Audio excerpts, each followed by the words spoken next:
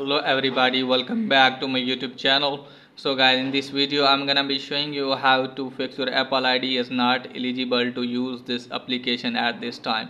So guys, when you try to sign into developer and it's not working and you're getting the error like this, and I'll show you how can you fix it.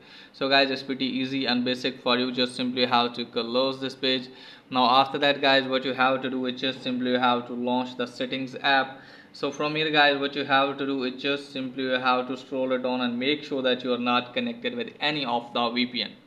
Now just simply disconnect the VPN, and after that guys, scroll it down and tap on general. From here guys, what you have to do is just simply have to tap on language and region, and just simply have to select the region. So just simply have to select the region in which you are living. Okay guys, if your region is not eligible for Apple services, maybe that's why it's not working.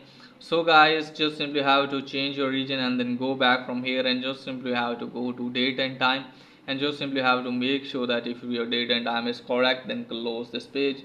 Now open the settings again. From here guys, what you have to do is just simply have to tap on screen time. Now scroll it down, tap on content and privacy restrictions. Just simply have to turn off content and privacy restrictions, then go back.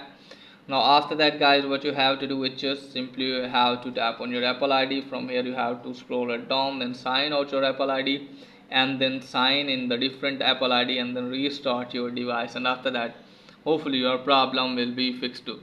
So that's pretty much for today's video. If the video is helpful, please like the video and subscribe my channel. Thanks for watching.